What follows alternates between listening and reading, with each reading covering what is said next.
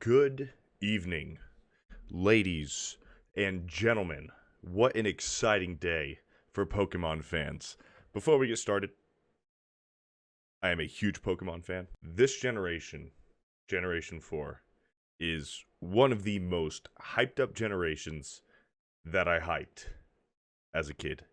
I remember having the pre-order and looking at the receipt every day, just pretending that that was the game. And then I remember it came with this cool stylus that had the legendary Palkia on top, and my brother had the stylus for his DS that had Dialga on top, and we had those early because our parents gave them to us early, just, to satisfy us until Christmas morning. Magical times. Magical times. Anyway, we have a brand new, updated Brilliant Diamond and Shining Pearl trailer that dropped today on a Pokemon Presents, along with the Legends Arceus trailer, and we're going to check it out, break it down, and just give you a little bit of information on it. So let's do that. Here we go. We have our buddy here, rocking the purple with the Pokemon watch, and I'm going to try to talk over this a little bit, and I'm going to be stopping it just because I don't want to get copyright claimed or anything. We have this non-gameplay footage of the 3 starters in this region. Let's toss them up, building Turtwig's ego up a little bit. Just a cute little pre-trailer thing. So in the beginning here, we have some text looks like from the original DS game, and then it's going to show you some more. And here we go.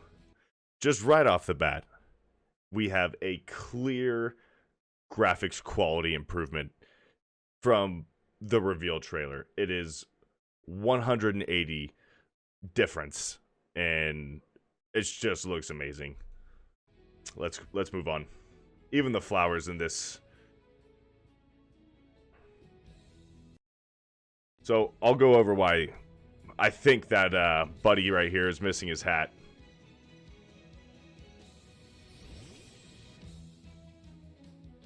I mean, just the quality and shading and the shadows and the filter that they put on it and the texture quality improvements, it looks light years better than the reveal trailer. I think that's why people are probably so happy today and freaking out on Twitter, is because from what we got earlier this year to what we have now, it is such an increase in quality.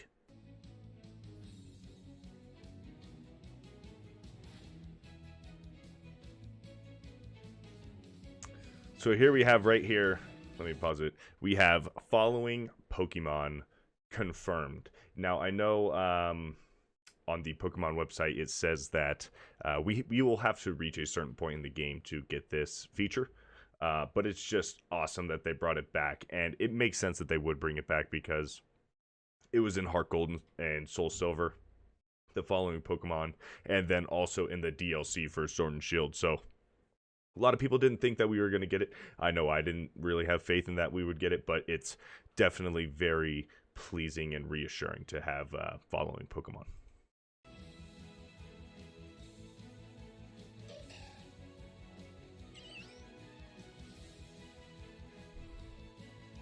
And just the trainer graphics now just look much more polished. I did think it's kind of odd that this trailer put emphasis on the first gym leader.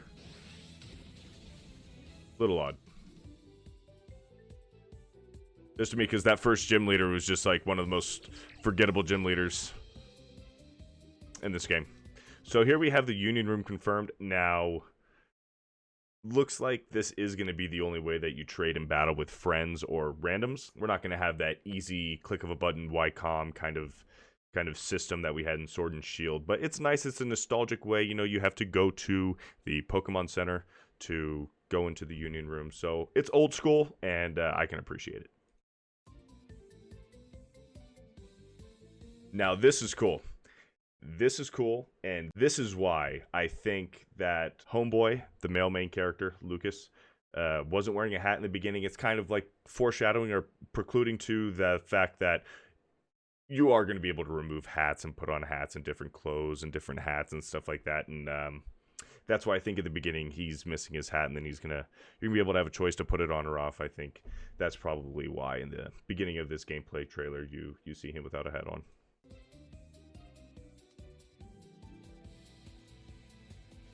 Now these shows were in Diamond and Pearl. I know I didn't do them too much, and I probably won't do them. Well, it depends what you get. Like, I don't know if it's confirmed or not, but I don't know if you're going to get ribbons or friendship points, like friendship towards your Pokemon, towards the player. If it's like bottle caps or something like that, I'll for sure do it. I just remember not really doing this much in the original one. I just didn't find it fun. I remember I was just always grinding for eggs and going through the Elite Four.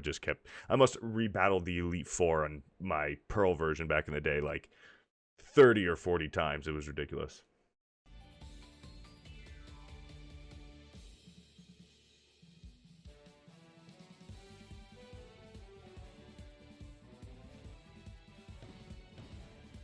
So this is coming back, the mining for gems and fossils in your secret bases.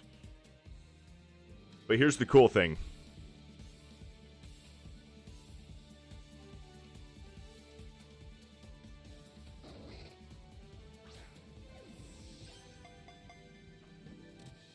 So what you just saw is going to be an entirely new underground ecosystem, that they're changing the underground to the Grand Underground, and it's going to be its entirely new ecosystem where you have overworld encounters with wild Pokemon, and the certain Pokemon that you find in there are not going to be available in the Sinnoh Dex. You're going to find Pokemon outside of the Sinnoh Dex in the National Dex in this underground ecosystem, and only in that underground ecosystem. That's probably how they're going to incorporate the Platinum Dex and future generations like Gen 5 and Gen 6 Pokemon, if they choose to do that. It's not confirmed or denied if Gen 5 or 6 or later on Pokemon are going to be in, but you can probably expect different forms of Pokemon, like Alolan form and Galarian forms will probably be able to be found later on in the post game. I imagine. I mean, like, if you're gonna have Sandshrew and Sandslash, the Cantonian form, it's gonna be very odd that they wouldn't also allow you to get the Alolan forms for it.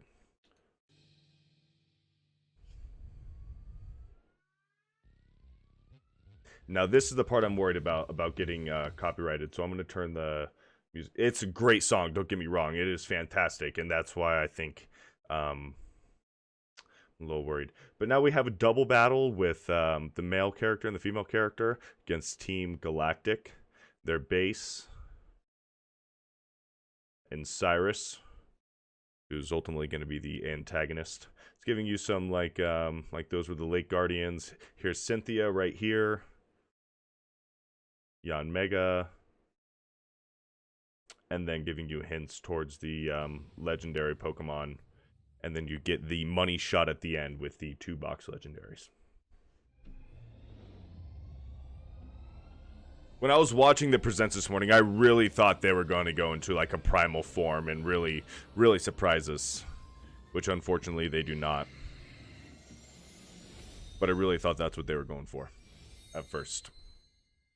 So yeah, there it is, November 19th. Can't come soon enough. Everything about this today was fantastic. And then we go into a lady narrator just kind of like going through and explaining to us what is new and what's confirmed and coming to this game. But I kind of already did that for you. A more paraphrased form.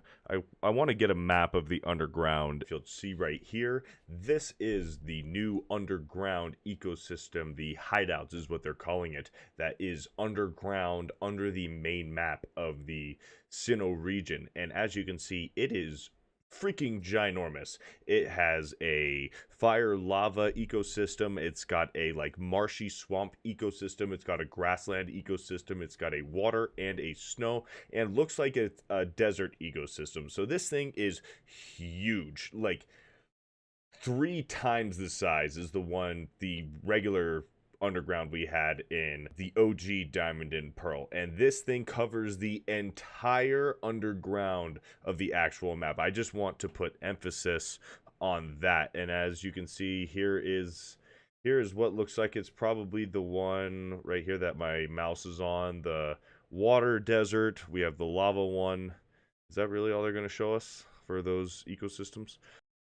But regardless, I mean, it is just this is what I wanted to show. I thought it was in the trailer, but it's actually on the Pokemon website. So everything that I went over and paraphrased in this YouTube video, you can find all that information for yourself on the Pokemon website. There's a lot of information on here that wasn't in the trailer that is useful information. Anyways, I just thought this would be useful to show you how big this grand, it really is grand, ecosystem underground hideout, what's going on in this game. Okay, so here's one of the cool features that's coming back. And they did have a version of this in Diamond and Pearl. So these are like your seal stickers that when you throw your Pokeball, here it is. So when you throw your Pokeball and your Pokemon comes out, it does a cool little bing right there with confetti, and you're going to be able to do flames and zappies and lightnings and flowers. I think that's pretty cool that that's coming back. I haven't seen that in a while. But what we just passed is this whole ecosystem thing. So she explains that the types of Pokemon that are going to be in these underground ecosystems are going to depend on what statues you have placed in your base. And that's how it chooses what Pokemon are in these little hideouts. Now, one thing that Twitter was pointing out is the size of this Onyx right here. Why is it so small? Why is Onyx so small? He's smaller than Graveler. He's the same size as Houndoom right here. Or Houndour, whichever one it is. And Houndour, this kind of is confirming that we are going to have a Platinum Dex because Houndour or Houndoom was not in Diamond and Pearl. So we are going to have a larger Pokedex than the original 150 or 151, whatever it was in Diamond and Pearl. Like I said before, just the graphics improvements is 100% better. Anything else that's cool? They go over the style changes and the clothes changes that you can do, and let's see, and then yeah, just explaining the Union Room and how battles work and everything, and how competitive is still going to be on Sword and Shield. Another thing I want to talk about these ecosystems is there's on Twitter and other YouTubers are speculating that this is going to be a form of shiny hunting in this game, which hasn't been confirmed or denied what the shiny odds are going to be in here. I'm sure that's something we'll have to wait till the launch for data miners to find or for the data to be collected. But that'll be really cool if this is a way to find and hunt shinies, just have better odds down here. Because we remember in Sword and Shield, besides Masuda Method and random encounters, all we really had was raid dens to find shinies, and that could get a little tedious. So that's that. That's a little theory for that. Other than that, guys, lots of hype surrounding this game. I know I am pumped. Let's get that shot of the three guys in the beginning. I am pumped for this game. If you are pumped for this game, let me know in the comments and let me know which starter you're going to choose in this game. Leave a like down below, subscribe to the channel if you haven't, and have a nice day. See you next time.